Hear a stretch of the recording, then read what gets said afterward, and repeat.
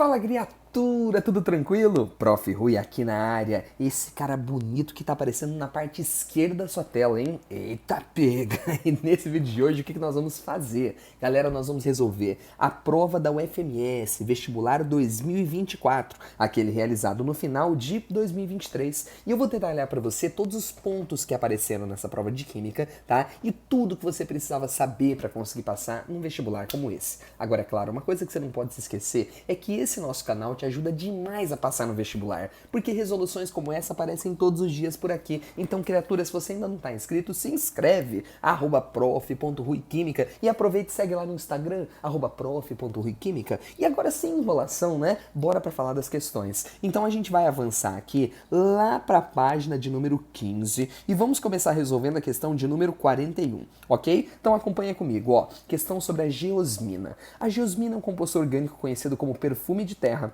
Quando a chuva cai da terra muito seca e sentimos o odor de terra molhada, estamos presenciando a geosmina no ar. Um dos problemas relacionados a esse composto é quando se constata sua presença em água. Embora não seja tóxico, ele altera o odor e o gosto dela, o que torna a água imprópria para o consumo. São necessários tratamentos adequados para sua eliminação, devolvendo a palatabilidade ao nosso bem mais precioso. Assinale a alternativa correta para a estrutura da geosmina. Gente, essa daqui é a estrutura da geosmina, tá? Perceba que nós temos aqui qual o grupo funcional, o OH, né? E quando o OH está ligado a um carbono que é saturado, como é o caso desse carbono daqui, a função orgânica presente vai ser qual? A função álcool, tá? Então a geosmina é um álcool, ok? Então vamos lá. Primeira, ó, ela pertence à classe aromática? Claro que não, não tem anel aromático, não tem anel benzênico aqui, tá? Possui um carbono quaternário e dois primários? Vamos ver. Qual carbono é quaternário aqui? Bom, carbono quaternário é carbono ligado a outros 4 átomos de carbono. O único átomo de carbono quaternário é esse daqui, ó. Esse que eu estou destacando aqui para você. Esse carbono é quaternário porque está ligado a 1, 2, 3, 4 carbonos, ok? Esse é o único, porque veja bem aqui, ó. Esse carbono daqui de baixo, esse carbono daqui, só está ligado a 1, 2, 3 carbonos. Lembre-se que aqui OH não conta, então esse carbono é terciário. Outra coisa, esse outro carbono daqui, ó, esse carbono daqui está ligado a 1, 2, 3 carbonos, é terciário também. Então o único carbono quaternário que a gente tem por aqui é esse daqui de cima que a gente destacou. Tem apenas um. Então tá certo o que ele falou. E dois primários. Quais são os carbonos primários? Esse daqui é um carbono primário, porque está ligado a apenas um carbono, e esse carbono aqui também é primário. Então, ó, o único erro foi a parte de falar aromática, ok? B, vamos lá? Ela pertence à função química álcool, certo? E cetona, não. O que tem que ter para ser uma cetona? Para ser cetona tem que ter o quê? C dupla O ligado a dois carbonos. A gente fala que é C dupla O, CC. CC é cetona, ok? Então tá errado, não existe a função cetona. Possui dois carbonos quaternários? Não, a gente viu que possui apenas um. Apenas um quaternário. E um heteroátomo? Não tem heteroátomo, lembrando, né? O que é um heteroátomo? É um átomo diferente de carbono que está dentro da cadeia carbônica. Por exemplo, né? Quando você olha... Opa, aqui saiu um segundinho da prova, né? Quando a gente olha esse OH que tem aqui, esse oxigênio, ele não é heteroátomo, porque ele não está dentro da cadeia. Se, por exemplo, o O estivesse nessa posição aqui, ó, se aqui tivesse o O, né, ligado a um carbono aqui, ligado a um carbono aqui, aí sim ele seria heteroátomo, né? Então essa cadeia aqui, ela não tem heteroátomo, ok? Possui 12 átomos de carbono? Vamos contar. Quantos átomos de carbono tem? Ó, 1, 2, 3, 4, 5, 6, 7, 8, 9, 10, 11, 12 carbonos. Então, beleza, ok. Tem função enol? Não, a gente já falou que era álcool. E é um biciclo modificado da decalina? Ele é um biciclo, sim, né? É um biciclo modificado. Então, o problema daqui foi falar o quê? Foi falar que ele tem a função enol. Ele não tem a função enol. Vamos lá? Letra D de dado. Pertence à função fenol? Claro que não, já falamos que a função que ele tem é álcool. Possui 3 carbonos quaternários? Não, já falamos que possui apenas um carbono quaternário. E é um biciclo? É um biciclo. Ele tem 2 ciclos por aqui. Perceba, é um biciclo, ó. Tem esse e mais esse daqui. Ok? Agora vamos lá para o último, né? Ele pertence à função álcool? Sim, falamos que sim, ele pertence à função álcool. Possui 2 carbonos quaternários? Não, ele possui apenas um. E 22 átomos de hidrogênio? Vamos contar, né? Como que a gente conta a quantidade? Eu vou te dar uma dica aqui, né? A gente viu que essa cadeia tinha 1, 2, 3, 4, 5, 6, 7, 8, 9, 10, 11, 12 carbonos, não é? Então agora preste atenção, ele tem 12 carbonos. Tem duas formas de você verificar a quantidade de Hs. Uma é você colocar os hidrogênios, né? Por exemplo, vamos lá, ó, esse carbono aqui tem 2 hidrogênios, o da esquerda tem 2, esse daqui tem 2, esse daqui tem 2, esse daqui não tem nenhum, o próximo aqui tem 1, esse daqui tem 2, esse daqui tem 2, esse daqui tem 2 e esse outro do ciclo não tem nenhum, né? Esse daqui não tem nenhum hidrogênio. Outros hidrogênios que tem tá aqui, ó. Aqui tem 3, aqui tem mais 3 e aqui tem um H, ok? Vamos contar quantos tem? 2, 4, 6, 8, 9, 12, 13, 15, 17, 19 e aqui mais 3 nós temos o quê? 22. Então a gente tem 22 átomos de hidrogênio, H22, ok? E ainda tem um oxigênio. A outra forma de você fazer seria utilizando a fórmula geral. Como você sabe que ele tem 12 carbonos, o que você poderia pensar? Se ele fosse um alcano, ele teria o dobro mais 2 de hidrogênio. O dobro daria 24, mais 2 dá 26, ok ou não? E ainda tem o O que não altera em nada.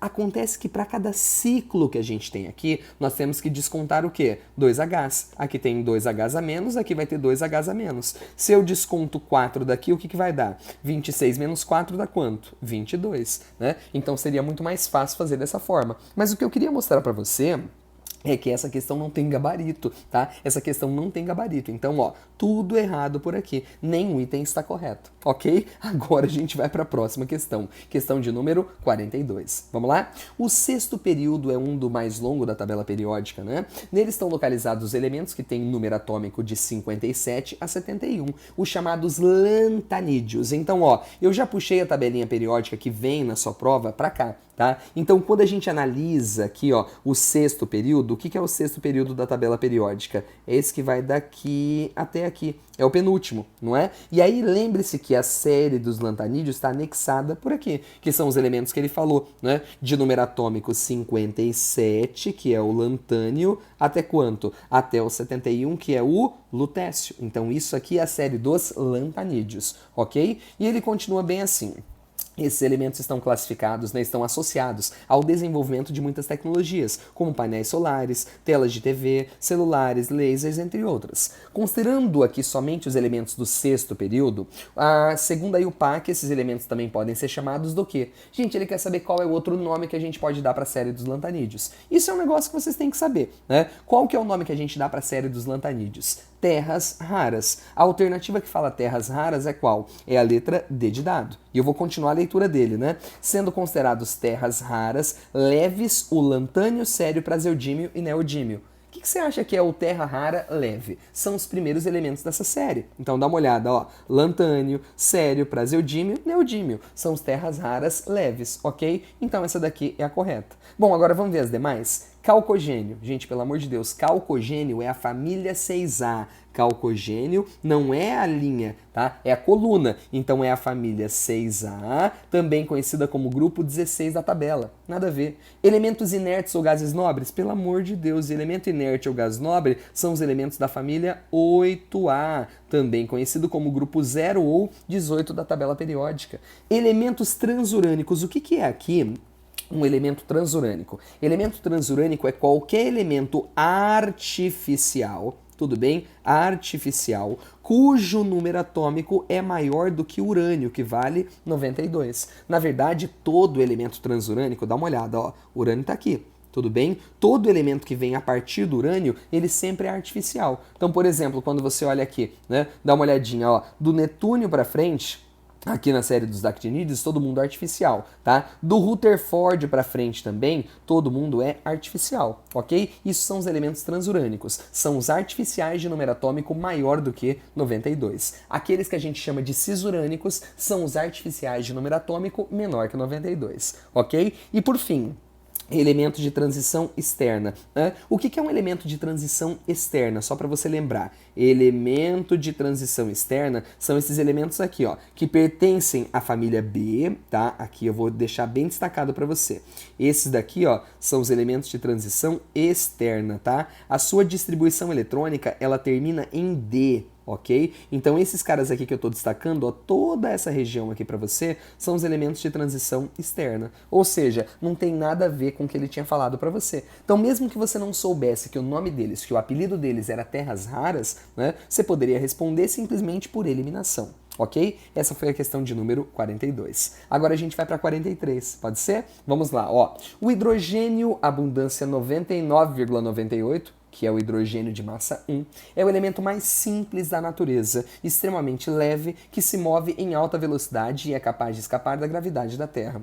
É constituído por um único próton, o que lhe confere uma carga positiva no núcleo e um elétron em sua eletrosfera. Sabemos que existem também o hidrogênio pesado na forma de deutério, que é esse daqui, e na forma de trítio, que é esse daqui. Né? Lembrando, ele fala, esse fenômeno em química é conhecido como, gente, pelo amor de Deus, conhecimento básico de química, né? O que o H é do H de massa 2 e do H de massa 3. Esses caras aqui são exemplos de isótopos, então a resposta é isotopia. O que são isótopos? São átomos de um mesmo elemento, isto é, eles têm o mesmo número atômico, porém a sua massa é diferente. Isso a gente chama de isótopos. E por que a massa é diferente? Porque varia o número de nêutrons. Se você for pensar aqui nesse primeiro isótopo, o número de nêutrons é 0. Como que você calcula o número de nêutron? O de cima, que é a massa, menos o de baixo, que é o número de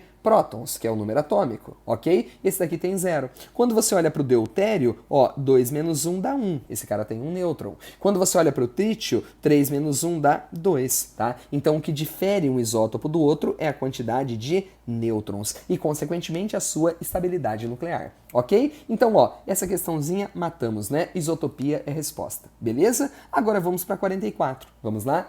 O cheiro e o sabor de muitas frutas ocorre devido à presença de compostos orgânicos voláteis. Na manga, um dos constituintes é o composto 1. Então, esse composto 1 está presente na manga, enquanto que na acerola há a presença do composto 2. Assinar a alternativa correta. Vamos lá. Ele fala bem assim. Os compostos 1 e 2 são ésteres. Primeiro, o que eu tenho que ter para eu ser um éster? Vamos lembrar? Para eu ser um éster, eu tenho que ter qual grupo funcional? Um oxigênio heteroátomo, tá? Conectado a uma carbonila e a um carbono. Isso a gente chama de éster. Não confunda éster com éter. O que nós temos que ter para ter um éter? Éter é quando você tem o oxigênio heteroátomo também, só que ligado apenas a carbonos. Isso aqui é o éter. E ainda tem o anidrido, que é quando o oxigênio está entre duas carbonilas. Mas enfim, vamos lá. Ele falou que os dois são ésteres. Vamos ver? Para ser éster, o O tem que estar ligado a um carbono e uma carbonila. Vamos procurar o oxigênio heteroátomo? Esse daqui está aqui, né? E esse outro está aqui. Tudo bem? Agora vamos ver aqui que ele está ligado? Vamos lá? Nesse caso aqui da esquerda, está ligado a um carbono, ligado a um carbono. Portanto, esse cara aqui é um éter, ok? Já sabemos que está errado. Agora, nesse outro, ó, de um lado está ligado a carbono, do outro está ligado a carbonila. Então, aqui nós temos um éster, ok? Então, ó, tá errado. Os dois não são ésteres, não. Segunda, no composto 2, ou seja, nesse segundo que está aqui, né, estão presentes as funções orgânicas álcool, enol e éster. Ué, vamos verificar. Já vimos que éster tem, né? Agora, e álcool? Álcool tá aqui, ó. Hidroxila ligada a carbono saturado. Hidroxila ligada a carbono saturado, não é? Bom, agora dá uma olhadinha. Esses dois aqui são hidroxilas alcoólicas, não é? Alcoólicas. Agora, vamos lá. Dá uma olhada nessa hidroxila daqui e dá uma olhada nessa hidroxila daqui. Você percebeu que eles estão ligados a um carbono que faz dupla, não é? A um carbono insaturado. Então, essas hidroxilas aqui são hidroxilas enólicas. São hidroxilas enólicas, ok? Então, ó, tá presente a função álcool? Tá. Tá presente o enol? Tá. E o éster? Tá também. Portanto, eu posso dizer que esse item aqui é o correto. Letra B de bola é a resposta. Mas vamos ver as demais? Vamos lá? Nos compostos 1 e 2, eles apresentam em sua estrutura a função cetona. Bom, vamos ver aqui. Esse primeiro da esquerda, tá? O que tem que ter para ser uma cetona? Vamos lembrar que a gente falou agora há pouco? Para ser uma cetona tem que ter o quê? C-O-C-C. Ou seja, tem que ter uma carbonila entre dois carbonos, não é? É isso que tem que ter. Agora vamos lá? Olha para esse estrutura? Ele falou do composto que os dois têm cetona, não é? Vamos olhar esse primeiro. Vamos lá? Aqui está o C dupla O. Aqui está o C dupla O, não é? De um lado está ligado a quê? De um lado está ligado a carbono, do outro ligado a carbono. Então a gente pode falar assim que aqui nós temos uma cetona, ok? Agora olha esse outro. O C dupla O que nós temos aqui está ligado ao oxigênio. Então não era cetona, a gente falou que isso daqui é éster. Então tá errado. Tudo bem, isso daqui tá errado, tá? Somente o primeiro tem a função cetona, ok? Os compostos 1 e 2 apresentam as mesmas funções orgânicas éter e álcool. Bom, a gente falou que esse daqui, que é o primeiro, tem a função éter, mas o segundo ele tem a função éster, né? O álcool eles têm em comum, tá? O álcool eles vão ter aqui em comum. Mentira! Eles não vão ter. Ó, eu não tinha nem olhado aqui, ó. Esse primeiro, presta atenção, esse primeiro tem uma hidroxila ligada a um carbono que é insaturado. Se ele tem uma hidroxila ligada a um carbono insaturado, de novo ele tem a função enol. Então o primeiro tem a função enol, o segundo tem a função álcool, ok? Então tá falso isso daqui, ok? Tá falso isso daqui.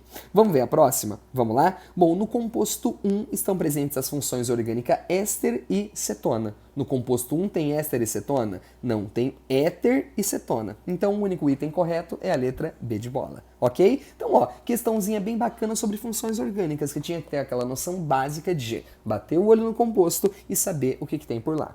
Agora vamos para a última questão para a gente poder fechar essa resolução. Vamos lá? Questão de number 45, que diz bem assim: Mato Grosso do Sul, que apresenta a segunda maior reserva de extração de calcário, né? E ele fala bem assim, sendo o município de Bela Vista o maior produtor do estado. A rocha carbonática mais comum é a calcita, que é CaCO3, carbonato de cálcio, que ao ser beneficiada produz cal e dióxido de carbono, que é CO2, conforme a reação abaixo. Então, ó, o calcário na presença de calor, note que é um processo endotérmico, se decompõe em cal mais gás carbônico, não é? Note essa representação aqui, que significa que ele é gasoso, tá? E ele fala bem assim, ó, bom, dados a constante de Avogadro, para usar 6 vezes 10 a 23, e as massas molares de cálcio, carbono e oxigênio, né? E ele fala bem assim, ó, aqui, com base na reação de calcinação, é correto afirmar que, vamos lá, a calcinação de 0,05 mol de calcita produz 3 gramas de cal e libera 2 gramas de CO2. Bom, nesse exercício eu vou te contar uma coisa, tá? A gente vai ter que ter paciência. O que eu vou falar para você é o seguinte, eu vou precisar das massas molares de cada um. Vamos calcular aqui para começar? Vamos lá? Vamos começar pelo CaCO3, ok? Você sabe que cada cálcio pesa 40, cada carbono pesa 12 e cada O pesa 16. Então 40 com 12 com 3 vezes 16 vai dar 48. 48 com 12 dá 60. 60 com 40 dá 100 gramas por mol. Então esse cara aqui pesa 100 gramas por mol. Ok? Já o próximo, que é a cal, vai lá, vai ser 56, que vai ser o 40 com 16. Isso daqui vai dar 56 gramas por mol, não é? E o CO2, como é que vai ser? Vai ser 12 com 32, porque cada oxigênio pesa 16. 12 com 32 dá quanto? 44 gramas por mol, ok? Então essas são as massas molares de cada um. Perceba que a reação está balanceada na proporção de 1 para 1 para 1. Então eu vou te dar uma dica, e essa dica vale para qualquer vestibular que faça questão desse tipo. Quando a questão começar a misturar, ó, mol, grama, grama, molécula, mol, grama, pelo amor de Deus, faz tudo em mol e faça depois as conversões. Como assim, professor? Eu vou te mostrar. O que você tem que pôr na sua cabeça nessa questão é que a proporção da reação é 1 mol de calcita para 1 mol de cal e 1 mol de gás carbônico. A proporção é de 1 para 1 para 1, ok? E agora a gente vai fazer esse primeiro daqui. Vamos lá? Então, ó, CaCO3, preste atenção, ó.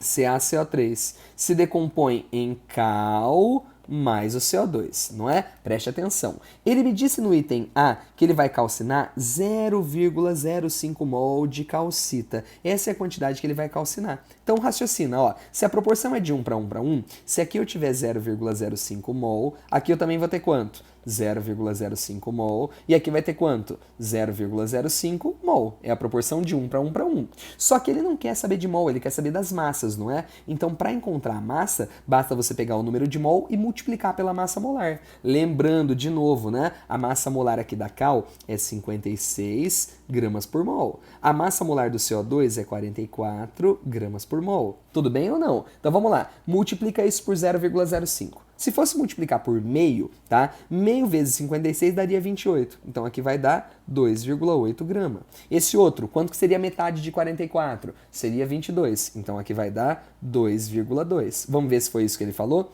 Ele disse que a calcinação produziria 3 de cal? Não. E 2 gramas de CO2? Não também. Produziria 2,8 e 2,2. Vamos ver a próxima agora? Vamos lá? Ó, CaCO3. Vou fazer um por um desse mesmo jeito. Esse que é o chato dessa questão. Vamos lá? Na segunda, ó, 1,5 vezes 10 a 22 moléculas. Vamos fazer uma conversão, como eu te disse? Transforma em mol. Como é que eu transformo essa quantidade em mol? Basta dividir pela constante de Avogadro. Vamos lá? 1,5 vezes 10 a 22. Vou fazer uma conta aqui, ó.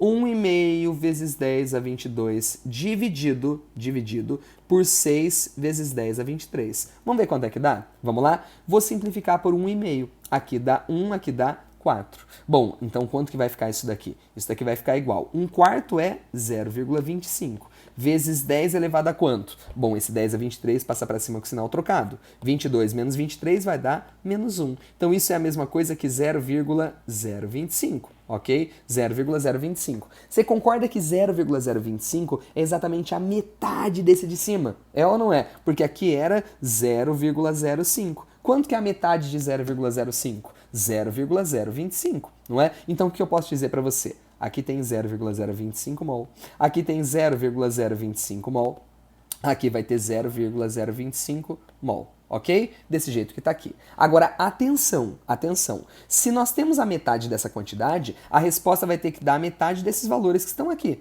Você percebeu que os itens aqui, ó, eles estão falando, um vai falar em mol, tá certo essa quantidade de cal, 0,025, como a gente mostrou, e o outro ele está falando em massa, 1 grama de CO2. Lembra que eu falei para você? Tem que dar metade do de cima, não é? Se aqui tinha dado 2,2, aqui tem que dar a metade, que é quanto? 1,1 grama. Então tá errado, porque ele falou 1 grama. Tudo bem? Tá falso. A gente vai ter que fazer um por um, ok? Agora vai para a próxima. Ó. A próxima é o seguinte, ele disse que tem 2 kg de calcita. Atenção, né? 2 quilos eu vou transformar em mol, como a gente acabou de falar, né? Como é que eu faço isso? Número de mol é massa sobre massa molar. A massa que ele disse que tem agora são 2 quilos, não é? 2 quilos é o mesmo que 2.000 gramas. E a massa molar do carbonato de cálcio é 100. Bom, corta 2 zeros com 2 zeros, isso daqui vai dar o quê? 20 mol, não é? Então o que a gente pode dizer? De novo, ó, CaCO3 forma cal mais CO2, não é? Se a gente tem agora, preste atenção, 20 mol de calcita,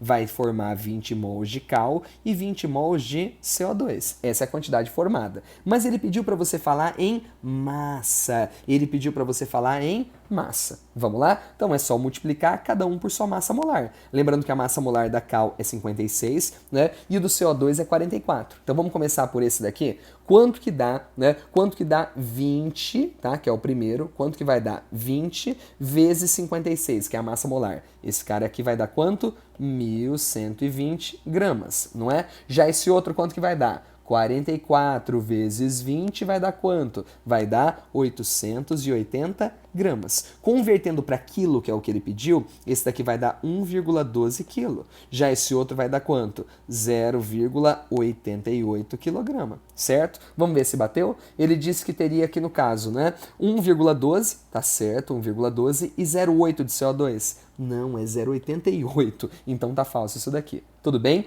Vamos para a próxima. Gente, questão chatinha, cheia de detalhe para fazer, né? Agora vai lá. A calcinação de 60 gramas de calcita produz 28 gramas de cal e libera 3 vezes 10 a 23 moléculas de CO2. De novo, a gente tem que fazer tudo em mol, não é? Então vai lá, ó. Qual que é a massa molar do carbonato de cálcio? A massa molar é 100 gramas por mol. Se ele pegou 60, qual que vai ser o número de mol? Vamos fazer? O número de mol é 60 dividido por 100, que é a massa molar. Isso aqui vai dar 0,6 mol, certo? Então, de novo, ó. CaCO3.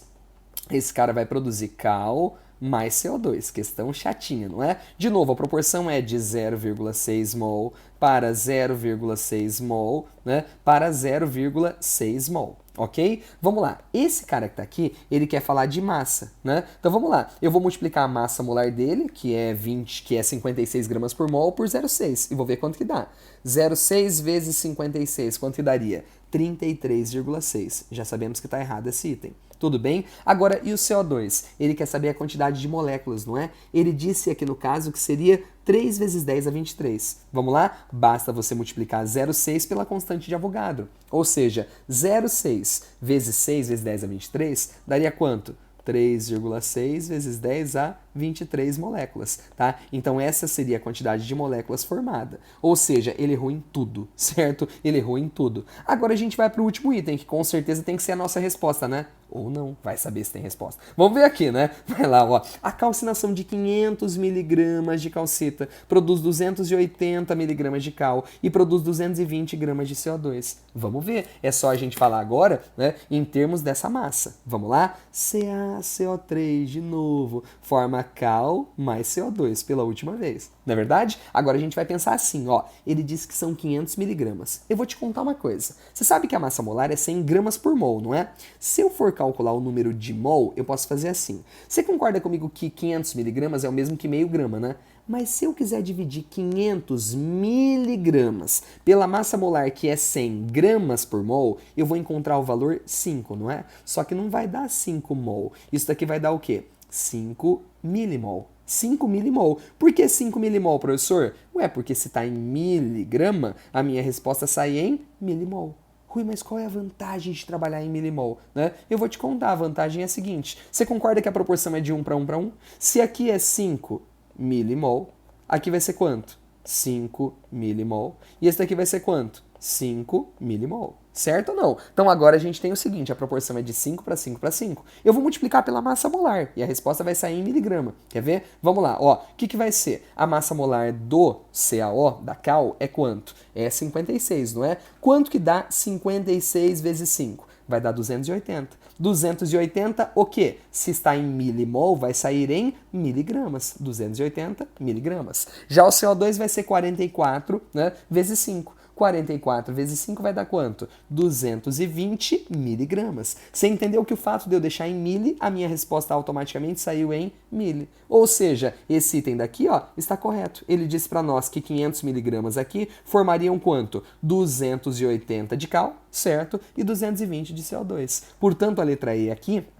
é a nossa resposta correta, tá? Então é uma questão trabalhosa, sim, só que se você tiver prática com isso daqui, você faz bem rapidinho. O segredo é trabalha com mol e vai fazendo multiplicação, ok? Espero que você tenha gostado, criatura. E essa provinha, infelizmente, teve aquele probleminha na questão da geosmina, né? Mas de um modo geral foi uma prova bacana, tá? Foi uma prova legal, abordou diversos tópicos aqui. Com toda certeza do mundo, a questão mais fácil foi essa daqui, a questão 43, que você tinha obrigação de acertar, criatura. Tá? E a questãozinha aqui, tirando aquela que tem erro, que eu acho que dava mais trabalho, era a questão de número 45, né? Uma questão mais trabalhosa. Então essa é a minha análise da prova aqui do vestibular 2024 da UFMS, ok? Espero que você tenha gostado e é claro, criatura, se você gostou, já dá aquele joinha nesse vídeo e se inscreve no canal, porque conteúdos bons como esse são postados diariamente por aqui, ok? Espero você então na próxima resolução.